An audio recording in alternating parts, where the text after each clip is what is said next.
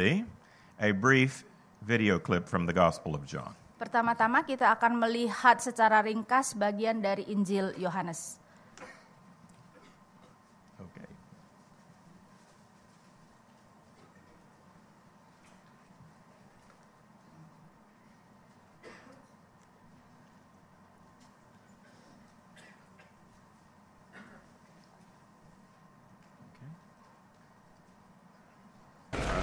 After this, Joseph, who was from the town of Arimathea, asked Pilate if he could take Jesus' body.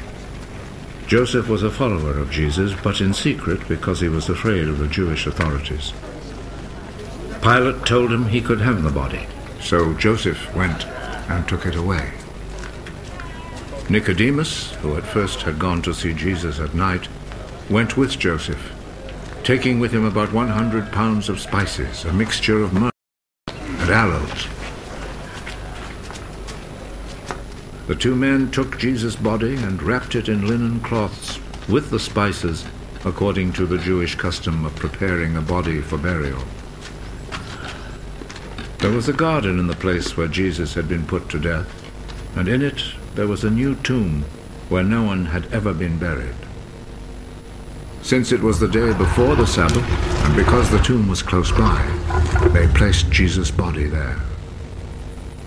Early on Sunday morning, while it was still dark, Mary Magdalene went to the tomb and saw that the stone had been taken away from the entrance.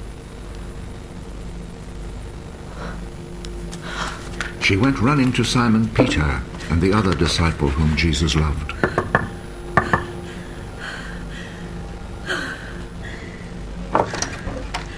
They have taken the Lord from the tomb, and we don't know where they have put him. Then Peter and the other disciple went to the tomb. The two of them were running, but the other disciple ran faster than Peter and reached the tomb first. He bent over and saw the linen cloths, but he did not go in. Behind him came Simon Peter, and he went straight into the tomb.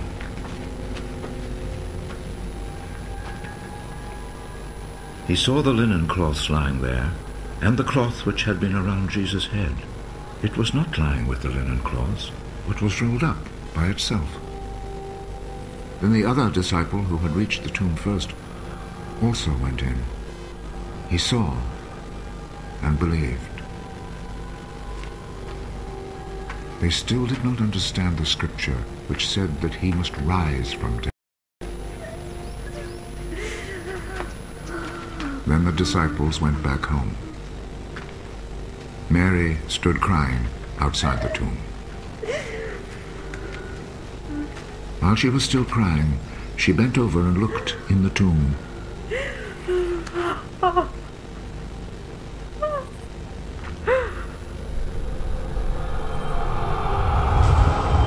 And saw two angels there, dressed in white, sitting where the body of Jesus had been, one at the head, the other at the feet. "Woman, why are you crying?" they asked her. They have taken my Lord away, and I do not know where they have put him. Then she turned around and saw Jesus standing there. But she did not know that it was Jesus. Woman, why are you crying? Who was it that you were looking for? She thought he was the gardener, so she said to him, If you took him away, sir, tell me where you have put him, and I will go and get him.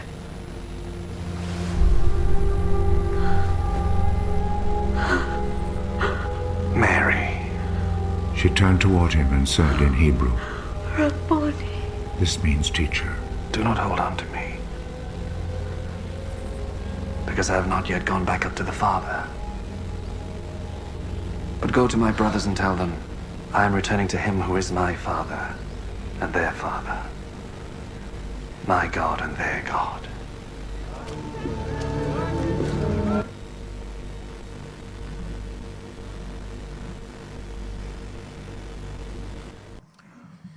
In our very earliest account of what happened to Jesus, Dalam catatan yang paling mengenai apa yang terjadi pada Yesus. In the first few verses of 1 Corinthians 15, we hear these words. Di dalam beberapa ayat pertama dari 1 Korintus 15, kita mendengar perkataan ini. Paul says this, writing about 52 AD. Paulus mengatakan kira-kira pada tahun 52 Masehi, What I received, I passed on to you as of first importance, that Christ died for our sins according to the Scriptures, that he was buried, and that he was raised on the third day according to the Scriptures. Is it from verse 3? It's verse 3 and 4. Oke, ayat 3 dan 4. Sebab yang sangat penting telah kusampaikan kepadamu, yaitu apa yang telah kuterima sendiri, ialah bahwa Kristus telah mati karena dosa-dosa kita sesuai dengan kitab suci. Bahwa ia telah dikuburkan dan bahwa ia telah dibangkitkan pada hari yang ketiga dengan kitab suci. Now this was written in all likelihood before any of the Gospels were written. Kemungkinan sekali ini dituliskan sebelum Injil-Injil dituliskan. But it reflects so very clearly that Paul isn't making this up. This is a tradition that he had received and has passed on to the Corinthians. Tetapi jelas merefleksikan bahwa ini bukan sesuatu yang dibuat oleh Paulus sendiri, tetapi sesuatu yang ia terima sebagai tradisi. If we were to take the time, we could look at Galatians 1, where Paul tells us that he made several trips up to Jerusalem. Jika kita ada waktu, nanti kita akan melihat di mana Paulus mengatakan di dalam Galatia 1 bahwa ia melakukan beberapa kali perjalanan ke Yerusalem. His conversion took place somewhere around 34 or 35 AD. Pertobatannya terjadi kira-kira tahun 34 atau 35 Masehi. And then after only 2 or 3 years, he visited James, Peter, and John in Jerusalem. Dan 2-3 tahun kemudian dia mengunjungi Yakobus, Petrus, dan Yohanes. He says that he stayed with them for a fortnight, 2 weeks. Dan itu ada di Yerusalem, dan dia mengatakan bahwa dia bersama-sama dengan mereka kira-kira 2 minggu. And you may be sure they didn't spend 2 weeks talking about the weather. Dan saudara bisa yakin bahwa mereka tidak berbicara tentang cuaca selama 2 minggu. What they undoubtedly discussed was the story of the life of Jesus, which Paul did not know. Tentu saja mereka mendiskusikan mengenai kisah dan kehidupan Kristus yang tidak dikenal oleh Paulus. And so at the very heart of the tradition about the life of Jesus was this story about his death, his burial, and his resurrection. Dan apa yang menjadi jantung dari kehidupan Kristus adalah kematian, penguburan, dan kebangkitannya. In fact, the earliest Christian confession was Jesus is the risen Lord. Bahkan kita melihat bahwa pengakuan yang paling awal daripada kekristenan adalah bahwa Kristus adalah Tuhan yang bangkit. Paul got this from those who were there, who had seen the empty tomb and had seen the risen Jesus. Dan Paulus mendapatkan dari mereka yang menjadi saksi mata daripada kubur yang kosong dan yang telah bangkit. Now Paul was a Pharisaic Jew. Paulus adalah orang Yahudi Farisi. And if we ask the question, what was the chief doctrine of the Pharisees? The answer is simple, the bodily resurrection. Dan kalau kita menanyakan apa yang menjadi doktrin utama daripada orang Farisi, maka sangat sederhana, yaitu tubuh yang bangkit. It was this belief, a bodily resurrection, that in fact distinguished the Pharisees from the Sadducees. Dan keyakinan akan tubuh yang bangkit inilah yang membedakan Farisi dari Saduki. If we were to study the history of the Pharisaic movement, it begins somewhere in the 2nd or 3rd century BC. Kalau kita mau mempelajari mengenai gerakan Farisi, maka itu mulai kira-kira abad kedua atau 3 sebelum Masehi. Now there is something that's paralleling that which is interesting. Dan ada sesuatu yang sejajar dengan itu yang menarik. And that is the practice of using ossuaries. Yaitu satu kebiasaan untuk memakai peti untuk menyimpan tulang. So if we can have the PowerPoints up now, please. These are ossuaries. Jadi ini adalah peti-peti yang menyimpan tulang. Ossuaries are burial boxes. Ini adalah peti-peti yang dipakai untuk penguburan. More specifically, they are bone boxes. Ya, terutama sebenarnya adalah peti-peti untuk tulang. You look at these and you think these must have been people even shorter than Indonesians. Dan kalau kita melihat peti-peti itu, kita mengatakan orang-orang ini bahkan lebih pendek dari orang-orang Indonesia. But in fact, ossuaries are the second part of burial. Tetapi sebenarnya peti-peti ini merupakan bagian kedua dari pemakaman. The practice went like this. Biasanya dilakukan adalah ini. This is why I've shown you the video clip. Karena itu kenapa saya memberikan video klip ini. Stage 1, you lay the body out in the cool of a tomb. Pertama-tama yang terjadi adalah tubuh itu diletakkan di dalam gua yang dingin tersebut. In Jerusalem and Judea, it would take about a year for the flesh to desiccate or to decay. Di Yerusalem ataupun Yudea mungkin memakan waktu kira-kira 1 tahun untuk kemudian daging itu hilang. Then you would come back a year later and disassemble the skeleton and put it in an ossuary. Dan kemudian 1 tahun kemudian kita akan datang, kemudian melepaskan tulang-tulang tersebut dan meletakkannya di dalam peti-peti tersebut. And so it was only necessary for the ossuary to be long enough for the longest bone in the body, the femur. Jadi peti penyimpan tulang itu perlu hanya sepanjang dari tulang yang paling panjang. So no, these were not the world's shortest people. Jadi ini bukan orang-orang yang paling pendek di dunia. Now this burial practice of using ossuaries tells you a lot about what they believed about the afterlife. Sebenarnya tradisi untuk mengumpulkan tulang-tulang ini menunjukkan kepada kita apa yang menjadi keyakinan mereka mengenai hidup setelah kematian. Why keep the bones together? Mengapa menyimpan tulang-tulang itu? It's because they believed in bodily resurrection. Itu adalah karena mereka percaya kepada kebangkitan tubuh. They believe them dry bones gonna rise up one day. Mereka percaya bahwa tulang-tulang yang kering itu akan bangkit suatu hari. Maybe you know the song about the bones in Ezekiel. Mungkin kita tahu mengenai lagu tulang-tulang tersebut di dalam kitab Yeskiel. Now what we want to do is I want to talk to you about this practice of burial in ossuaries. Yang mau kita lakukan adalah kita akan melihat apa yang mereka lakukan di dalam pemakaman tersebut. And there are a whole series of reasons to talk about it, but one of which is the famous, now infamous Jesus Tomb book.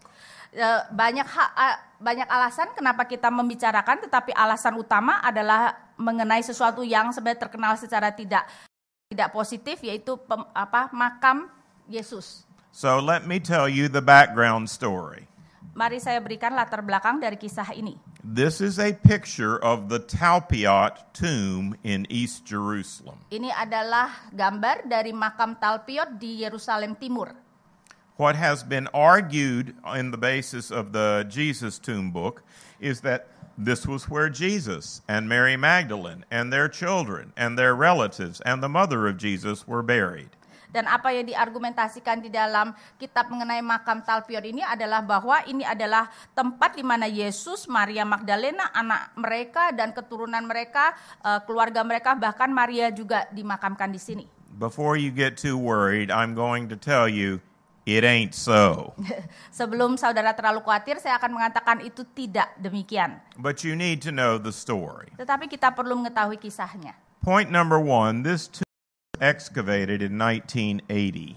Pertama adalah makam ini kemudian digali pada tahun 1980. 2 of the original Jewish excavators are still alive. Dan 2 daripada penggali yang pertama-tama itu masih hidup. And they're very clear this is not the tomb of Jesus. Dan mereka sangat jelas mengatakan bahwa ini bukan makam Yesus. They didn't think it was the tomb of Jesus in 1980. They don't think so now. Mereka tidak berpikir demikian pada tahun 1980 dan sekarang pun mereka tidak berpikir demikian. Who does think so? Siapa yang berpikir demikian? Well, James Cameron, the maker of the movie Titanic. Yang berpikir demikian adalah James Cameron yang pembuat film Titanic. No doubt a leading world authority on the Bible. Tentu saja seorang yang mempunyai otoritas yang begitu tinggi atas Alkitab. And the other person involved is Simcha Yatkovici. Dan seorang lagi itu nama tersebut like he said, who is a Jewish investigative documentary maker. Yaitu seorang investigasi Yahudi dan dia adalah seorang pembuat dokumen. Also, Dokumenter. not a biblical scholar at all. Dan juga sama sekali bukan ahli Alkitab. Nor is he an archaeologist, but he plays one on TV. Tetapi dan juga dia bukan seorang arkeolog, tetapi dia berperan sebagai ahli arkeolog di film. You know what they say about archaeologists, don't you? Apakah saudara tahu apa yang mereka katakan tentang para arkeolog? Their life is constantly in ruins. Ya, hidup mereka selalu ada di dalam puing, atau mau mengatakan hidup mereka selalu dalam kehancuran. So, just so you'll be clear, I'm a New Testament scholar, not an archaeologist. Supaya saudara jelas, saya adalah seorang ahli PB, bukan seorang arkeolog. But archaeology and analyzing archaeological data is part of my job. Tetapi melihat bukti-bukti arkeologi dan menganalisa bukti-bukti tersebut adalah bagian dari pekerjaan saya. Now, let me tell you where this tomb is. Saya mau mengatakan di mana makam ini. This tomb is about 3 or 4 miles from the Temple Mount in the old center of the city. Dan ini kira-kira 3 atau 4 mil dari Temple Mount yang ada di Yerusalem tua.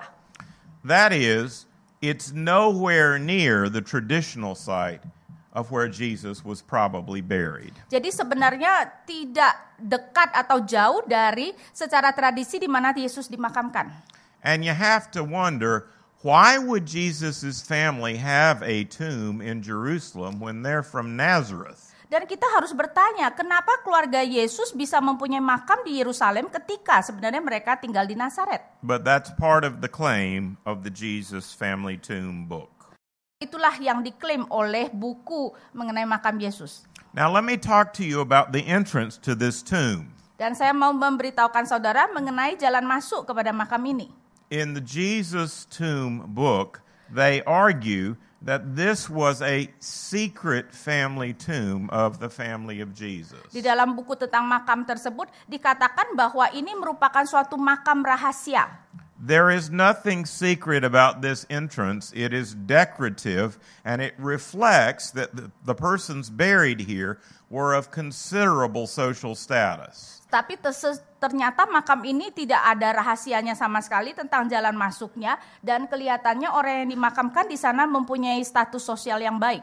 Poor people like the family of Jesus did not get buried in tombs like this. Sehingga orang-orang miskin seperti keluarga Yesus tidak akan dimakamkan di dalam makam seperti ini. And in fact, of course, Jesus was not buried in his own family tomb.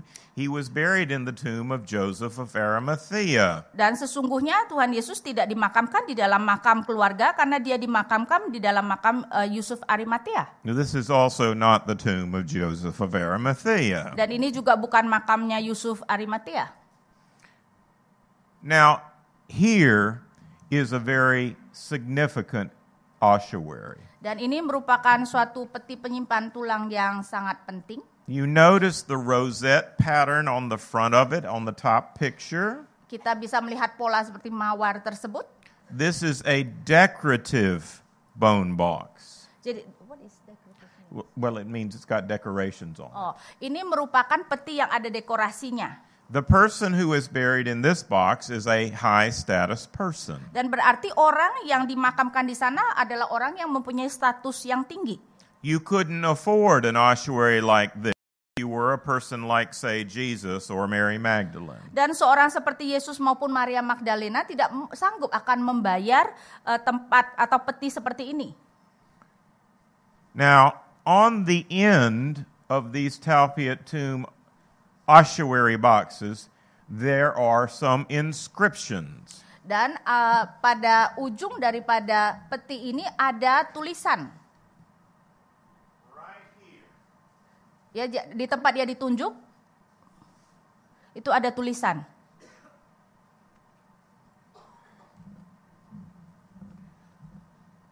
Basically, there were two kinds of inscriptions that you would find on an ossuary, but most of them have no inscriptions at all.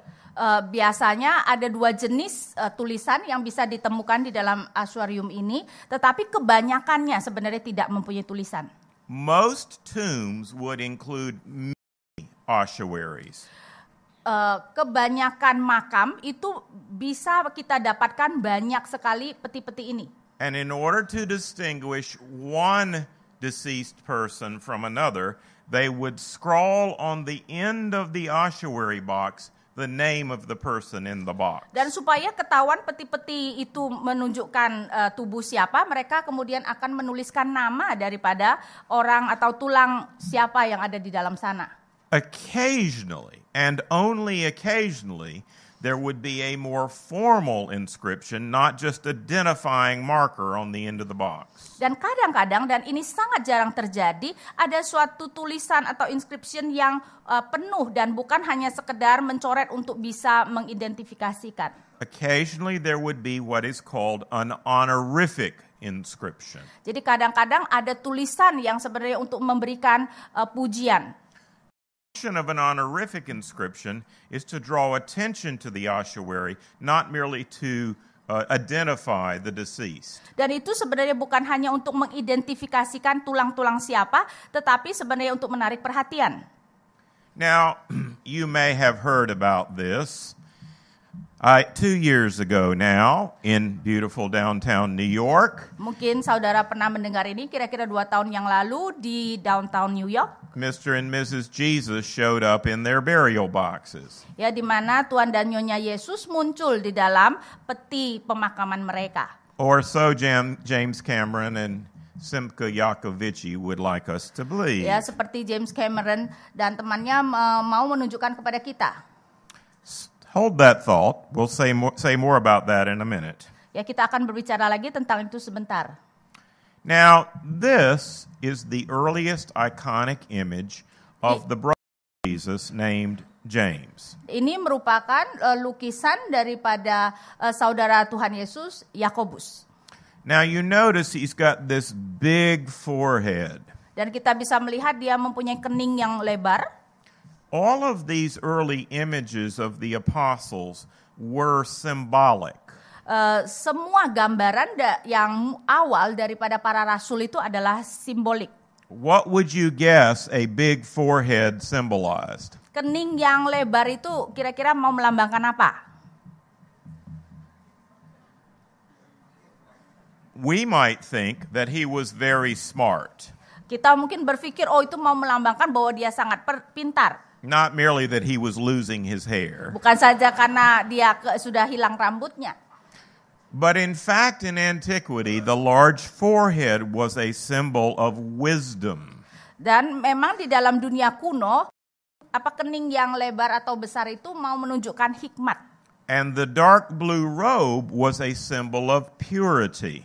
Dan jubah biru tua itu merupakan lambang dari kemurnian. No, that's not his college graduation robe. Jadi itu bukan jubah wisuda.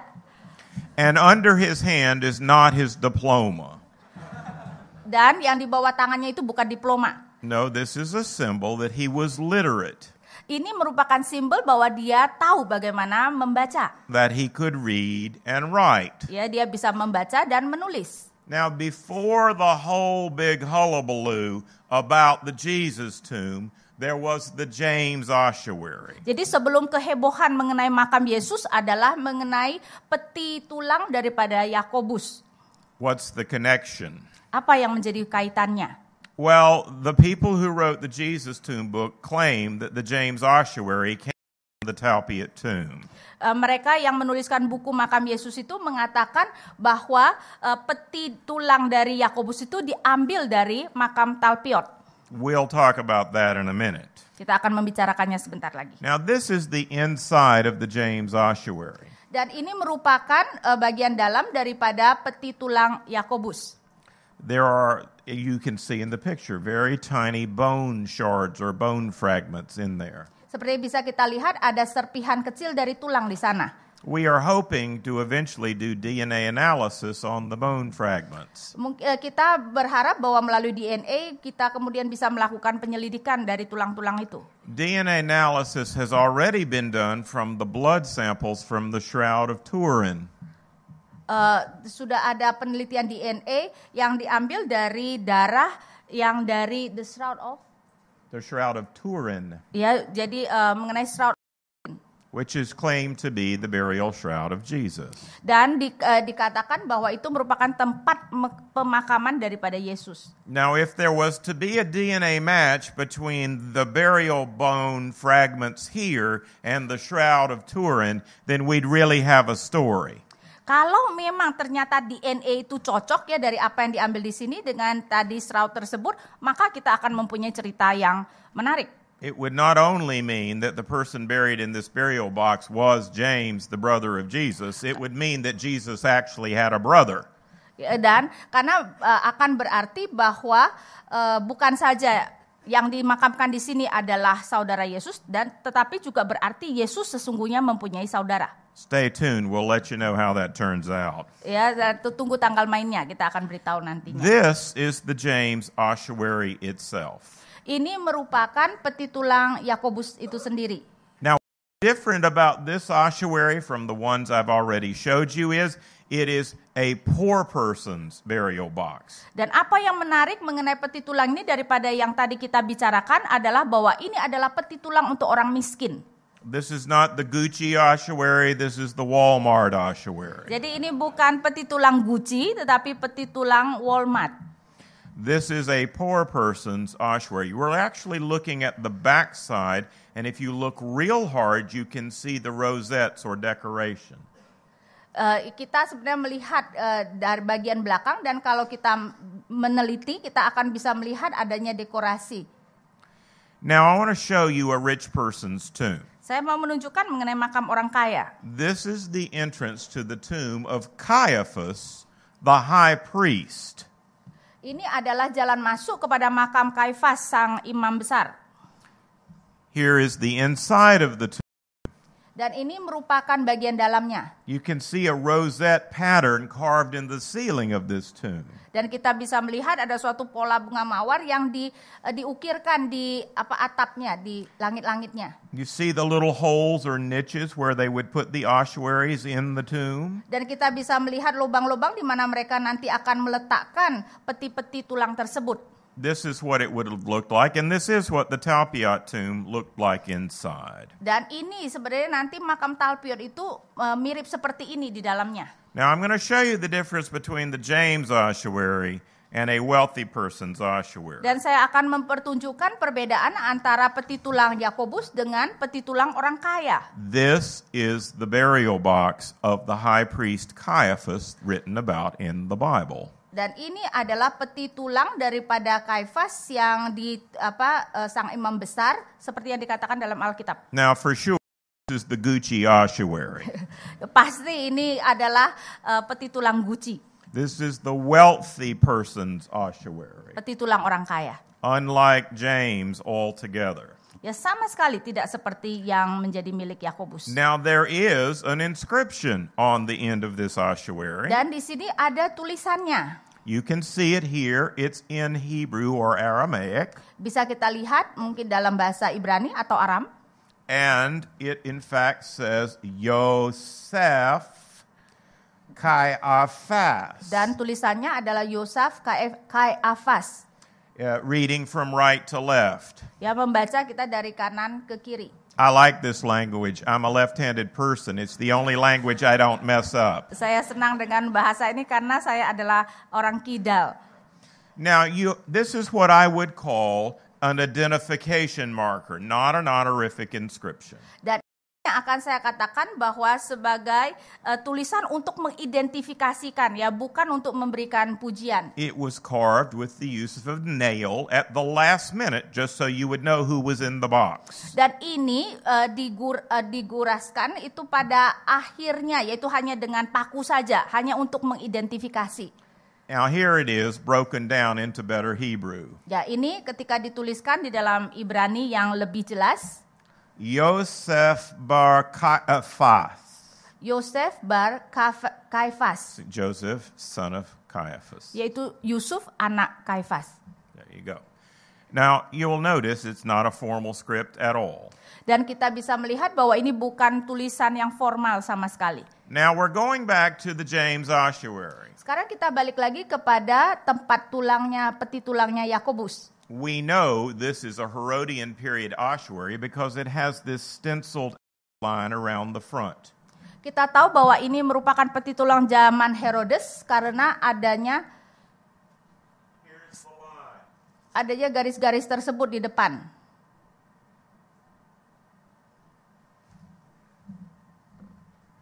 This is the distinguishing mark of a 1st century AD ossuary made after the time of Herod. Dan ini merupakan ciri khusus daripada peti tulang yang dibuat pada abad pertama sesudah zaman Herodes. And you can just see in the middle of the front of that an inscription. Dan kita bisa melihat di depannya, di tengah-tengahnya itu ada tulisan. Now notice where this inscription is. It's not on the end of the box. Dan perhatikan bahwa tulisan ini tidak di dalam peti. It's on the side of the box. Tetapi di samping. And you can see it a little better here. Dan bisa dilihat lebih jelas di sini. It's carved in Aramaic from right to left like the Caiaphas inscription.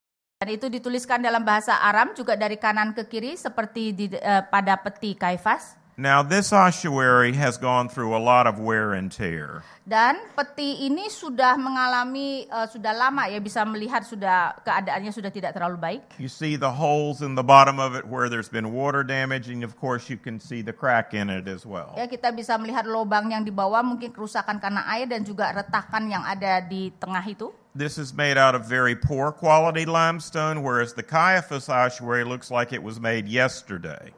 Ya, jadi ini terbuat dari bahan-bahan yang memang tidak baik, tidak seperti petinya Kaifas yang kelihatan seakan-akan baru dibuat kemarin.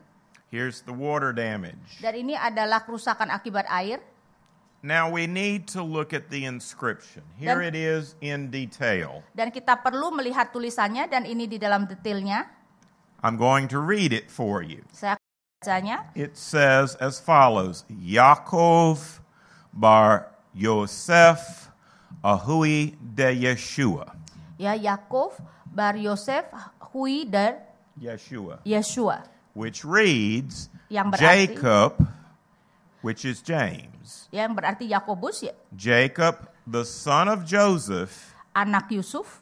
His brother is Jesus. Saudaranya adalah Yesus. Now, normally on an ossuary, all you have in an inscription is X, son of Y. Ya, biasanya di dalam peti tulang, tulisan yang ada hanya X, anak Y. That's all. That's what we had on the Joseph, on the Caiaphas ossuary. Biasanya cuman itu, seperti yang kita dapatkan pada peti tulang Kaifas. So what is unusual about this inscription is that it mentions a brother. Yang sangat menarik daripada tulisan ini adalah katakan tentang saudaranya. Jacob, son of Joseph, his brother is Jesus. Yakub, anak Yusuf, saudaranya adalah Yesus. Here it is more clearly delineated, Adi Yardani's way of lining it out. Ya, kalau kita memisahkannya lebih jelas, maka terjadi seperti ini. Now this is good quality Aramaic script. It's not just a scroll. Dan ini merupakan tulisan Aram yang kualitasnya bagus, ya, bukan hanya sekedar oret-oret begitu. It's not done in haste with a nail. Ini tidak dilakukan secara terburu-buru dengan paku. It's carved carefully. Ini diukir dengan hati-hati. Especially the front end of the inscription is carved with great care. Ya, terutama bagian depannya itu benar-benar diukir dengan sangat hati-hati. Now here's the important point. Dan ini merupakan poin yang penting. If, as most scholars still this is the burial box of James, the brother of Jesus. Jika seperti yang kedua ahli itu tetap pikirkan bahwa ini merupakan peti tulang daripada Yakobus, saudara Yesus, then what we have here is an indirect testimony to the resurrection of Jesus. Maka yang kita miliki adalah suatu kesaksian secara tidak langsung kepada kebangkitan Yesus. How so? Bagaimana ini bisa demikian? Well, you need to know the story of James. Maka kita perlu mengetahui kisah Yakobus. James outlived his brother Jesus. In fact, he lived until 62 AD. Yakobus hidup lebih lama dari saudaranya Yesus, bahkan mungkin dia hidup sampai tahun 62 Masehi. He was martyred in Jerusalem in 62 AD. Dia mati sebagai martir di Yerusalem pada tahun 62. And then he would have been buried. Dan kemudian dia dimakamkan. Now, if the end of Jesus' life was crucifixion, kalau akhir daripada hidup Yesus adalah penyaliban, which was the most shameful way to die in all of antiquity, di mana ini merupakan cara yang paling memalukan untuk mati di zaman kuno, and Jesus did not rise from the dead, dan Yesus tidak bangkit dari kematian, then for sure James would not be bragging about being related to him on his burial box. tentu saja Yakobus tidak akan membanggakan bahwa dia adalah saudara Yesus pada peti tulangnya.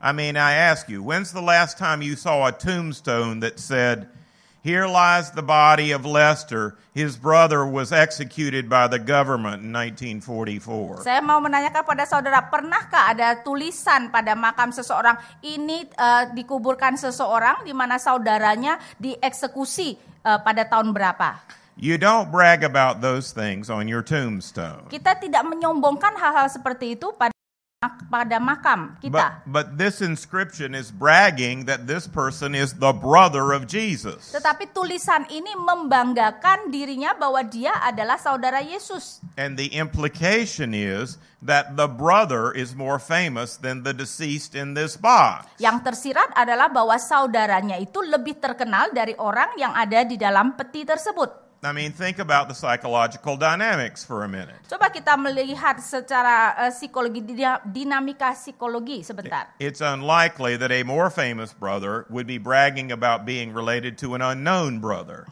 Adalah sangat jarang bahwa saudara yang lebih terkenal akan membanggakan tentang saudaranya yang tidak dikenal. And in fact, we have proof of this. Dan bahkan kita telah membuktikan. The only other inscription that mentions a brother on an ossuary involves the other most famous Jewish teacher of the first century AD.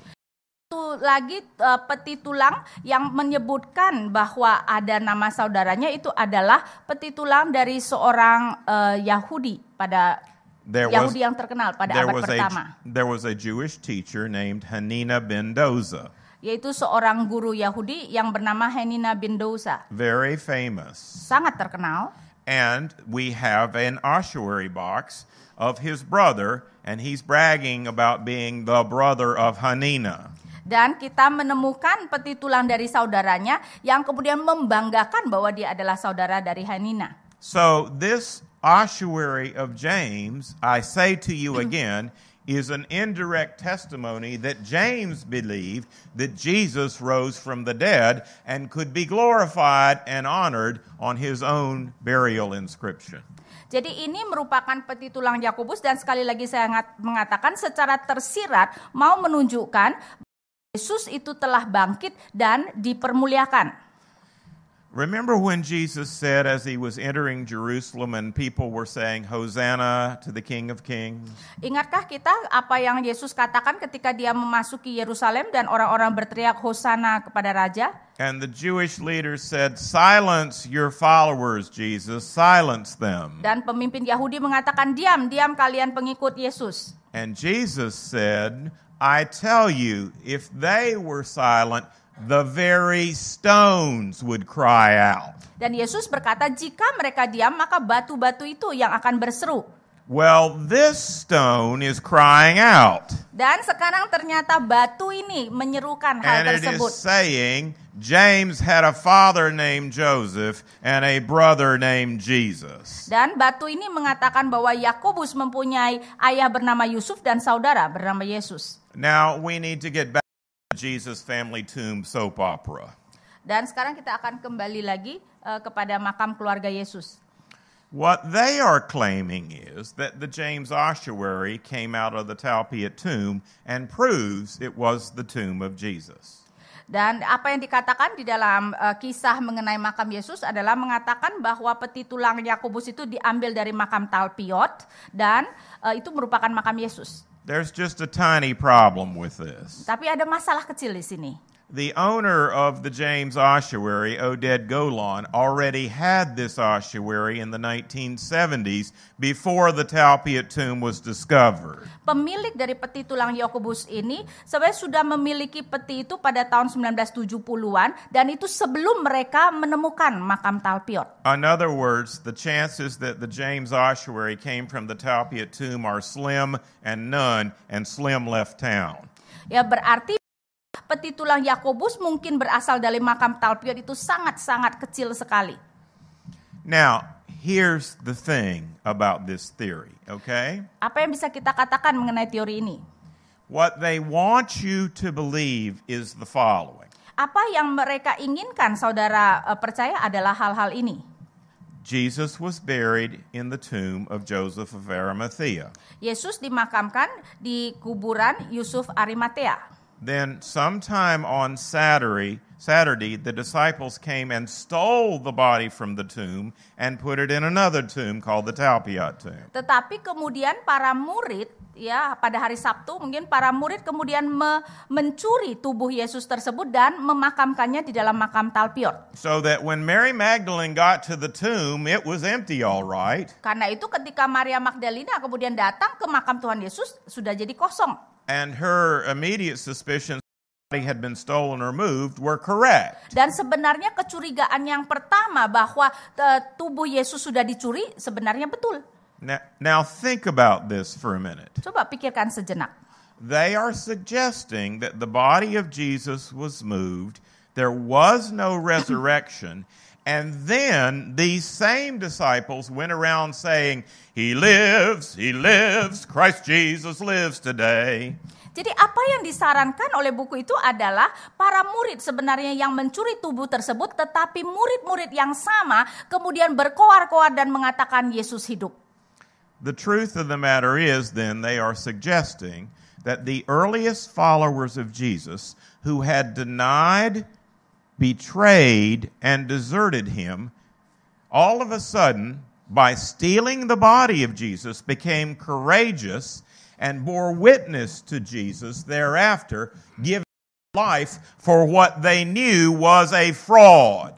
Jadi apa yang mereka katakan adalah bahwa murid-murid yang tadinya penakut, menyangkal, bahkan meninggalkan Yesus, setelah mencuri tubuh Yesus, kemudian menjadi orang yang pemberani dan bahkan kemudian bisa menyerahkan hidupan mereka, padahal mereka tahu bahwa kebangkitan Yesus adalah penipuan. I don't know about you, but I don't know too many people who are willing to die for something you know to be false. Saya tidak tahu mengenai saudara, tapi saya tidak tahu banyak orang yang berani mati, rela mati untuk suatu kebohongan.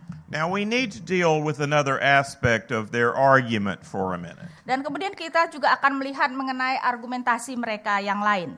Sometimes the argument goes like this. Kadang-kadang argumentasinya seperti ini. Well, it doesn't really matter if Jesus' bones are moldering in a grave somewhere. He just rose spiritually. Sebenarnya tidak apakah tulang Yesus ada di satu tempat membusuk. Yang penting adalah dia bangkit di dalam roh. There are two problems with this. Ada dua masalah dengan ini. First of all, the word resurrection in early Judaism had one and only one meaning. Something that happened to a physical body. Pertama, konsep mengenai kebangkitan di dalam pemahaman Yudaisme awal hanya mempunyai satu arti, yaitu bahwa itu adalah kebangkitan secara fisik. It never meant a spirit going to heaven. Ya tidak pernah dimaksudkan bahwa itu adalah roh yang kembali ke surga. It always meant something that happened to a body that comes back from the dead. Itu selalu berarti sesuatu terjadi kepada tubuh yang kemudian hidup kembali. This was the basic Pharisaic doctrine, and Jesus believed it as well. Ini merupakan doktrin dasar daripada orang-orang Farisi dan Yesus juga percaya demikian. So in Scripture we looked at the beginning. Jadi dari ayat Alkitab yang kita lihat di permulaan tadi, Paul says he died, he was buried, and on the third day he arose. This can only mean a bodily resurrection. Paulus mengatakan bahwa dia mati, kemudian dia dikuburkan, dan pada hari yang ketiga dia bangkit. Ini hanya mungkin diartikan itu adalah kebangkitan tubuh. Now if we had read the next verse of 1 Corinthians 15, it then begins to tell you, and he appeared to Cephas, and he appeared to X, and he appeared to Y. Dan kalau kita membaca dalam 1 Korintus 15 itu ayat-ayat berikutnya, maka Paulus kemudian mengatakan Yesus menampakkan diri kepada Petrus, kepada X, kepada Y, dan siapa-siapa lagi. Now notice the language. It doesn't say he was seen by X, Y, and Z. It says he appeared appeared to them. Dan perhatikan bahasa yang dipakai, tidak dikatakan bahwa dia dilihat atau terlihat oleh siapa-siapa, tetapi ia menampakkan diri. There is a big difference between these two Greek verbs. Karena ini adalah dua kata yang sangat berbeda di dalam Yunaninya. Appeared is the action taken by the one who is doing the appearing. Menampakkan diri adalah sesuatu yang dilakukan oleh orang yang menampakkan dirinya. So this immediately rules out the idea that they had visions of Jesus or hallucinations of Jesus after he died. Sehingga ini kemudian memusnahkan teori yang mengatakan bahwa para murid mempunyai halusinasi dan mengira bahwa mereka melihat Yesus. In addition to which, what is especially inconvenient for that theory is that Jesus appeared to a variety of different people at different times in different places, both in Galilee Judea. Dan sesuatu yang sebenarnya sangat menjatuhkan teori itu adalah karena Yesus menampakkan diri kepada orang-orang yang berbeda, kepada tempat-tempat yang berbeda, baik di Galilea maupun di Yerusalem. The theory of mass hallucination requires that they're all together in one place. Karena teori mengenai halusinasi massal mempunyai syarat bahwa itu harus terjadi di satu tempat. But they weren't. Tetapi penampakan Yesus terjadi di banyak tempat. In addition to which, look whom Jesus appears to. Lagi pula coba lihat kepada siapa Tuhan Yesus menampakkan diri. Now, I have said to you in the earlier session that the first century world was a strongly patriarchal world. Saya tadi sudah mengatakan bahwa orang-orang Yahudi abad pertama adalah orang-orang yang sangat kuat patriarkalnya. The witness of women was not considered particularly valuable in that world. Sehingga saksi oleh wanita tidak dianggap sebagai sesuatu yang penting. And so if you're going to start a new religion, you don't make up the idea that Jesus was first seen by Mary Magdalene. Jadi kalau engkau mau memulai suatu agama baru, engkau tidak akan memulai dengan bahwa Yesus dilihat oleh Maria Magdalena. The idea that Jesus first appeared to a or some women is an idea so improbable in the first century unless it's true. Sehingga kalau seorang menuangkan ide bahwa kemudian Yesus menampakkan diri pertama-tama kepada seorang wanita, itu adalah sesuatu ide yang sebenarnya sangat tidak mungkin kecuali itu adalah kebenaran. If the disciples had made up these stories, they would have made up a story about an appearance to Peter. Kalau para murid yang membuat kisah tersebut, mereka akan menuliskan bahwa Yesus pertama-tama menampakkan diri kepada Petrus. Ask yourself this question. Coba tanya pertanyaan ini pada diri saudara sendiri. In the 4 canonical Gospels, do we have a narrative of when Jesus appeared privately to Peter? Di dalam 4 Injil kanon, apakah ada kisah tentang Yesus secara pribadi menampakkan diri kepada Petrus? No, we do not. Tidak, kita tidak memilikinya. And yet Paul tells us in 1 Corinthians 15, Jesus appeared to Cephas. Tetapi Paulus mengatakan di dalam 1 Korintus 15 bahwa Yesus menampakkan diri kepada Kaifas, yaitu Petrus. Instead of such a story, we have the appearance to Mary Magdalene at length, or the appearance on Emmaus Road to 2 disciples whom we've never heard of before. Bahkan yang dituliskan di dalam Injil adalah penampakan diri Yesus kepada Maria Magdalena atau kan kepada murid-murid di dalam perjalanan Emmaus. Now, my point is that these are self-authenticating stories, not cleverly devised fictions after the fact. Poin saya bahwa ini adalah kisah-kisah yang sebenarnya membuktikan dirinya sendiri dan bukan merupakan kisah-kisah fiksi yang kemudian dikarang. So, what are we dealing with here? Jadi sebenarnya apa yang kita hadapi di sini?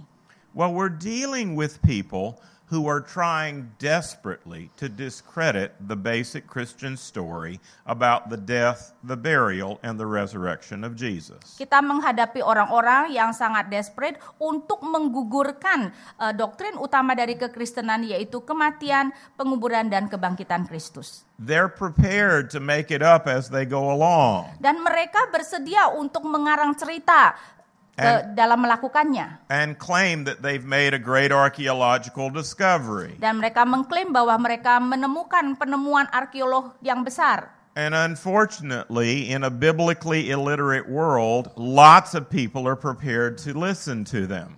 Dan sayang sekali Dalam dunia yang buta terhadap Alkitab, banyak orang yang begitu bersedia menerimanya.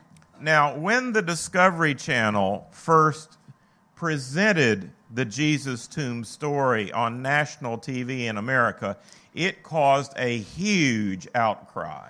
Ketika Discovery Channel pertama-tama menunjukkan mengenai makam Yesus ini, itu menimbulkan kehebohan besar.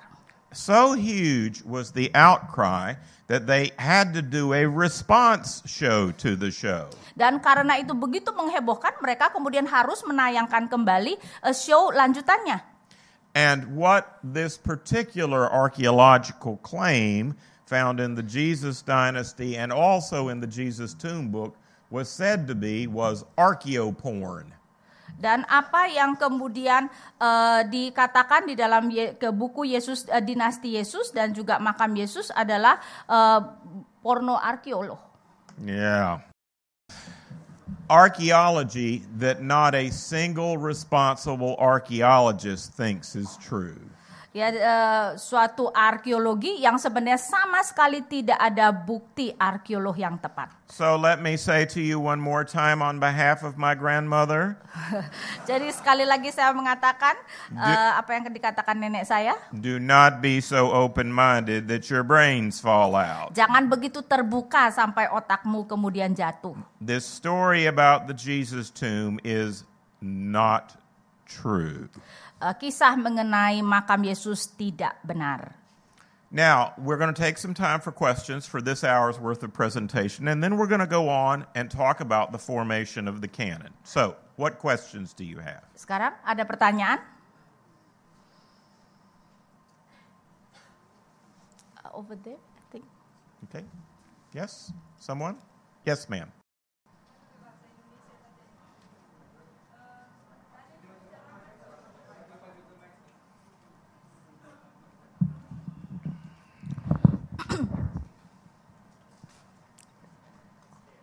They have mic. Oh, they do. Excellent. Excellent. Terima kasih atas kesempatan ini. Tadi Profesor mengatakan tentang, nama saya Nancy, tentang hubungan antara seorang guru yang terkenal pada waktu itu dan oswarinya disebut bahwa ini saudara dari siapa. Nah, saya melihat perbandingannya tidak kontinu karena Profesor melihat penyebutan brother of Jesus itu berhubungan dengan masalah kebangkitan. Sementara di kuburan yang satu itu dia menyebut atau menghubungkan saudara yang lebih terkenal berhubungan dengan kehidupan pekerjaan dari guru yang terutama itu. Nah, persoalan besar mengapa jika hal itu lebih baik kita mengembangkan sebuah teologi yang berakar pada kehidupan Yesus. Sebab itu bukti yang lebih tidak bisa diingkari dibandingkan dengan fakta-fakta arkeologi yang bahkan kita sendiri pun tidak bisa memastikan apa itu benar. Mengapa teologi kita tidak lebih dikembangkan kepada karya gerakan sosial Yesus dibandingkan dengan terlalu sangat mengakar pada doktrin itu. Sebab bagi saya tidak adil, tidak balance jika doktrin kekristenan hanya berhubungan tentang kematian dan kebangkitan, tetapi kehidupan Yesus yang berpuluh-puluh tahun tidak menjadi bagian utama dari doktrin kekristenan. Terima kasih. Okay, he said when you compare the two tombs that had inscription of the brother, Yeah. the rabbi's brother claim about the life. Whereas when we are talking about James' tomb, then it's claimed about Jesus' resurrection. And then she said that there is actually not very accurate parallel. And then she was asking, why don't we base our Christian doctrines on the life of Christ and, not really just on the resurrection, where actually the witness of archaeology's findings is not really solid. Excellent question. That's a wonderful question. Thank you for that. Several things to be said. I would never see archaeology as the basis for Christian belief, but I do think it can help confirm Christian belief. Okay? So that's point number one. Pertama, saya tidak pernah memakai bukti arkeologi untuk menjadi dasar doktrin kekristenan, tetapi bukti-bukti bisa sebenarnya mendukung apa yang diajarkan oleh Alkitab. I would stress that our religion is a historical religion. Saya akan menekankan bahwa agama kita adalah agama sejarawi yang berdasarkan fakta sejarah. It's not just a bunch of theological ideas. Dan bukan hanya sekedar ide-ide teologi saja. And in fact, when it comes to Jesus, it stands or falls on certain amount of historical truth. Dan ketika kita berbicara tentang Yesus, maka keyakinan mengenai Yesus akan sangat bergantung kepada beberapa fakta sejarah atau fakta-fakta kebenaran. Now, in regard to the Hanina Mendoza ossuary, Dan mengenai peti tulang Hanina, I know of no evidence whatsoever that the inscription on that ossuary is claiming that Hanina is alive. oh no, not claiming, but based on that, what he did, he was alive. Oh, I see what you're saying. Yeah. Oh, I see what you're saying. But yes, of course. But claiming to be related to Jesus doesn't just, of course, have to do with the resurrection. But they wouldn't have been bragging about being related to him at all if he wasn't risen after crucifixion. Dan memang kalau kita hanya melihat tulisan tersebut, tidak bisa berdasarkan dia mengatakan dia adalah saudaranya adalah Yesus, itu membuktikan bahwa Yesus bangkit. Tetapi yang mau dikatakan adalah kalau Yesus mati di kayu salib tanpa bangkit, maka itu bukan merupakan sesuatu yang akan dibanggakan oleh Yakobus sebagai saudaranya.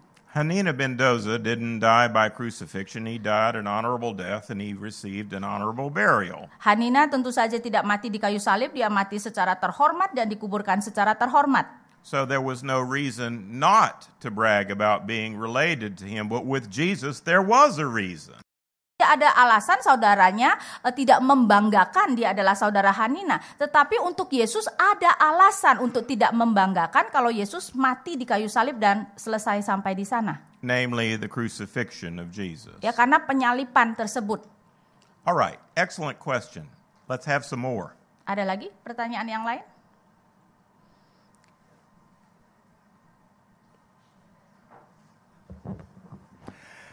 I fully agree with your critique of the family tomb and all the lies around it. But would it really matter if in the future a better family tomb would be found? I mention this because Paul doesn't mention an empty tomb. And further on in his letter, in his chapter, 15th chapter of 1 Corinthians, he makes a distinction between the spiritual body and the material body. Which is not a difference between a body that has substance and one that has not. That Greek phrase means the difference between a body empowered by natural life breath and a body empowered by the Holy Spirit, not a non-material body versus a material body. Okay, that's I understand your answer. Yes, okay. But more importantly, the phrase died, was buried, on the third day rose, to a Pharisaic mind like Paul, absolutely implies bodily resurrection. It does not imply just the spirit rising from the dead.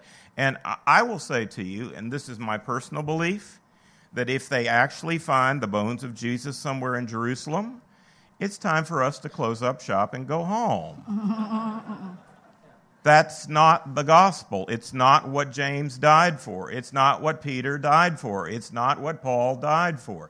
They were really convinced they had seen, touched, and had nice Indonesian fish with Jesus after he rose from the dead.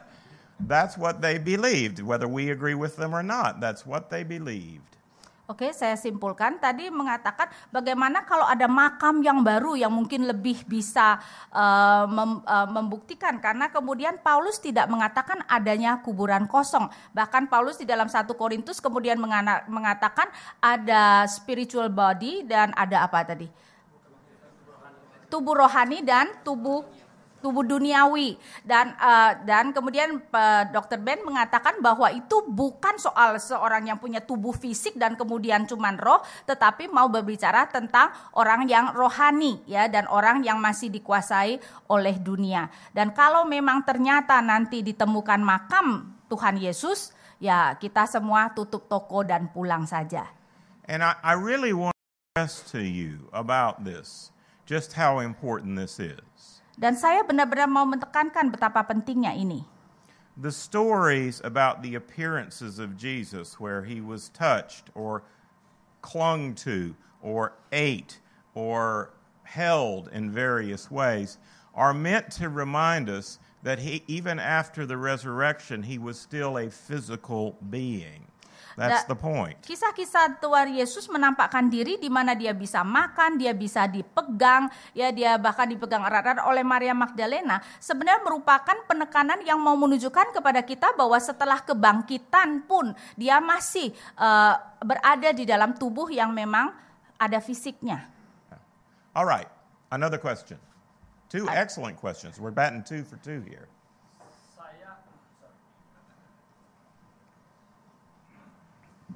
Ini bukan pertanyaan, hanya garis bawah yang tadi itu.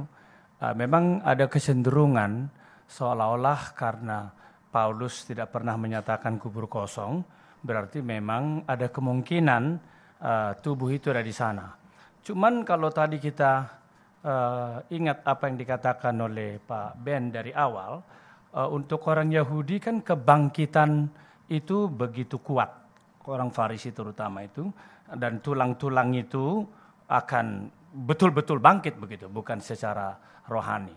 Jadi saya pikir dalam kesimpulan saya tidak perlu mengatakan kubur kosong itu, karena kalau Paulus bicara bangkit, ya memang kubur kosong. Tidak perlu diulangi bangkit kuburnya kosong, itu kayaknya lucu begitu. Karena sudah ada semacam pemahaman yang sama. Tidak ada pemahaman bagi orang Yahudi bahwa bangkit itu kerohanian. Justru bangkit itu adalah fisik itu. Jadi ini sekedar tambahan. Yeah. It's not a question, it's just to underline what you are saying, that in the mind of the Pharisee thinking, where they really believe in the bodily resurrection, Paul doesn't have to underline that he has risen and then the tomb is empty. Right. It's implied by died, buried, and rose on the third day. Ya, jadi memang ketika Paulus mengatakan bahwa Yesus mati, dikuburkan, dan bangkit, tersirat di dalamnya adalah kuburannya kosong. But the Greek is emphatic. It says, Anastasios ek nekron, raised from out of the dead ones. Jadi dan di dalam Yunaninya pun menunjukkan penekanan bahwa itu adalah bangkit dari yang mati. So he is a unique person to have been raised from out of the dead ones. Jadi dia adalah seorang yang sangat unik bahwa dia dibangkitkan di antara yang mati. Now, here's your little of Greek for this afternoon. Dan ini sedikit dosis mengenai Greek. The phrase psychikon soma is contrasted with the phrase pneumatikon soma. Ungkapan psychikon soma kemudian dikontraskan dengan pneumatik soma. Now, the adjective psychikon, like the adjective pneumatikon, does not describe the substance of the soma or body.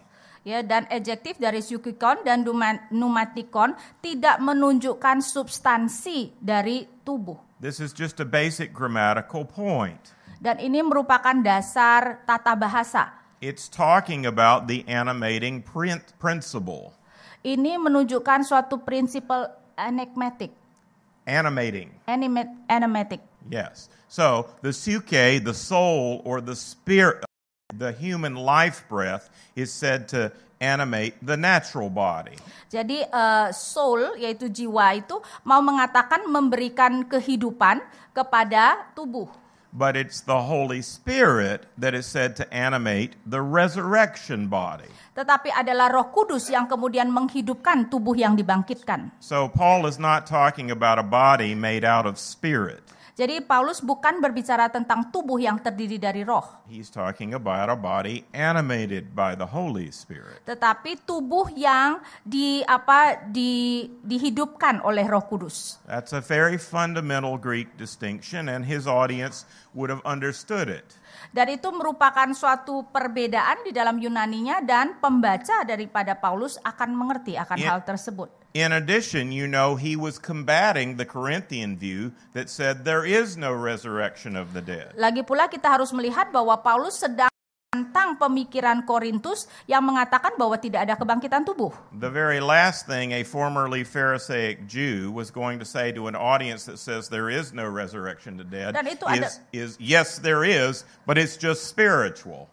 Ya, adalah hal yang sebenarnya hampir tidak mungkin bahwa seorang dengan latar belakang Farisi seperti Paulus yang percaya kepada kebangkitan tubuh dan sekarang mengatakan tidak ada kebangkitan tubuh, hanya ada kebangkitan roh.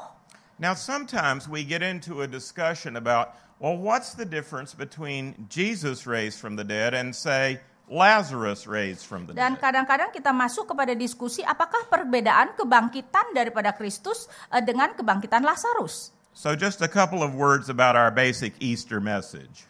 Jadi sedikit mengenai pesan Paskah kita. Paul says that Christ is the first fruits of the resurrection from out of the dead. Paulus mengatakan bahwa Kristus akan buah sulung kebangkitan dari antara orang mati. Why? Kenapa? Well, he knows for sure about the story of somebody like Lazarus or the daughter of Jairus or the widow of Nain's son. Previous people had been brought back from the dead by Jesus himself. Pasti Paulus sudah mengetahui mengenai Lazarus, kemudian anak Yairus dan juga anak janda Naim yang sudah dibangkitkan, yang maksudnya hidup kemudian mati tapi hidup kembali. So what's the difference? Jadi apa perbedaannya? Well, those other folks went on to die again. Karena orang-orang yang tadinya mati hidup kembali, nanti mati kembali. Now, as I've said, I'm neither an archaeologist nor the son of an archaeologist. Seperti saya katakan, saya bukan seorang arkeolog maupun anak seorang arkeolog. But if I was, the one thing I'd like to find is the tombstone of Lazarus. Tapi yang ingin saya temukan adalah makam daripada Lazarus. It would have said, died 29 and then below that, died 43 AD. Akan tertulis mati tahun 29 Masehi dan di bawahnya mati tahun 43 Masehi. This would confuse some people. Ya, dan itu pasti akan membingungkan beberapa orang. So here is the difference. Jadi inilah perbedaannya. They were truly dead. Mereka sungguh-sungguh mati. They were all truly raised. Dan mereka semuanya benar-benar dihidupkan kembali. But only Jesus got a resurrection body. Tetapi hanya Yesus yang mendapatkan tubuh kebangkitan. A body immune to disease, decay, and death. Tubuh yang tidak lagi bisa diserang oleh penyakit dan tidak lagi mungkin mati. A body that wouldn't die again. Ya, tubuh yang tidak akan mati lagi. The body immune to sin, suffering, and sorrow. Dan tubuh yang tidak akan bisa berdosa maupun merasa sedih dan sebagainya. I could keep going with an Easter message now, but I'll stop. Saya bisa melanjutkan pesan Paskah tersebut, tetapi saya akan stop. My point is that the historical resurrection of Jesus from the grave is the historical heartbeat of the Christian faith. As Paul says, if Christ is not raised, our faith is in vain. We should go home. Poin saya adalah bahwa kebangkitan yang dicatat secara sejarah dari Yesus tersebut memang merupakan kebangkitan tubuh dan itu merupakan dasar daripada teologi kita. Karena seperti Paulus katakan, kalau kebangkitan tersebut sesungguhnya tidak terjadi, semuanya adalah sia-sia dan kita pulang saja. Let's take two more questions. I know there's some burning questions out there. Over here. Ya, terima kasih.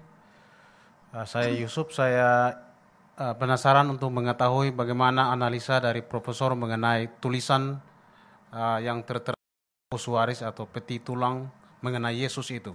Bahwa Yesus anak yang tadi itu, tulisan itu. Yakobus. Bukan mengenai Yesus, yang peti tulang yang mengenai Yesus itu bagaimana? Apa kelemahannya atau apakah memang itu asli atau ditambahkan kemudian oleh seseorang yang lain? Ya, terima kasih. He wants to know what is your comments about the inscription on Jesus' ossuary. Oh, the inscription on the so-called Jesus ossuary from the Talpiot tomb. Yeah, it says Jesus, son of Joseph. Now that in itself is a problem. Ya, di dalam apa yang mereka klaim sebagai peti tulang Yesus dikatakan Yesus anak Yusuf dan itu sendiri sebenarnya bermasalah. In fact, there are 3 ossuaries from early Judaism that say Jesus, son of Joseph. Bahkan dikatakan ada 3 peti tulang di dalam Abad pertama itu ya dikatakan Yesus anak Yusuf. These are exceedingly common names like Joe, son of Sam. Dan ini sebenarnya merupakan nama-nama yang sangat umum. Now, my comment would be that if Jesus was buried by his relatives who knew he was not the son of Joseph, they certainly would not have inscribed on his ossuary, Jesus, son of Joseph. Komentar saya adalah jika Yesus itu dikuburkan oleh relatifnya, keluarganya yang sebenarnya sangat tahu bahwa dia bukan anak Yusuf, mereka tidak akan mengatakan Yesus anak Yusuf.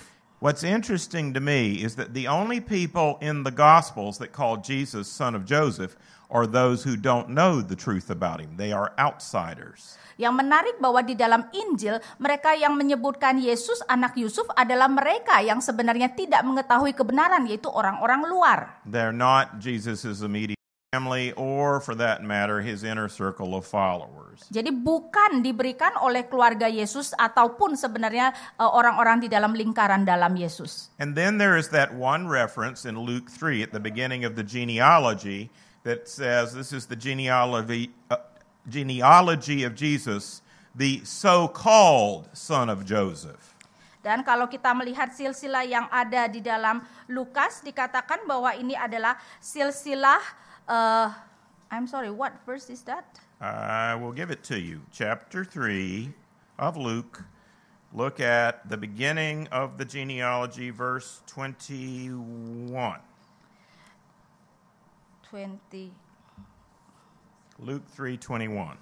Luke 3:21. That's not what it is. Excuse me, 23. Ayat 23, ketika Yesus memulai pekerjaannya, ia berumur 30 tahun dan menurut anggapan orang, ia adalah anak Yusuf, anak Eli. Yeah, now the key in the Greek there is the so-called son of Joseph. Kata kuncinya adalah menurut anggapan orang, ia adalah anak Yusuf. And the reason he says so-called is he's just recounted the virginal conception of Jesus in Mary's womb. Dan kenapa di sini dikatakan menurut anggapan orang? Karena Lukas baru menceritakan tentang bagaimana Maria mengandung karena Roh Kudus. That is, Luke knows perfectly well Jesus is not the son of Joseph. Karena Lukas jelas tahu sekali bahwa Yesus bukan anak Yusuf. Okay, so that would be my explanation. One more, then we're going to have a tea break. Yes, sir, right here. Itu.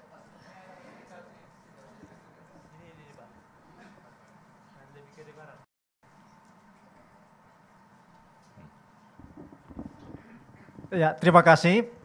Penjelasan Profesor tentang kebangkitan Yesus bukan hanya kebangkitan secara spiritual, tapi juga kebangkitan secara fisik, menyisakan beberapa persoalan.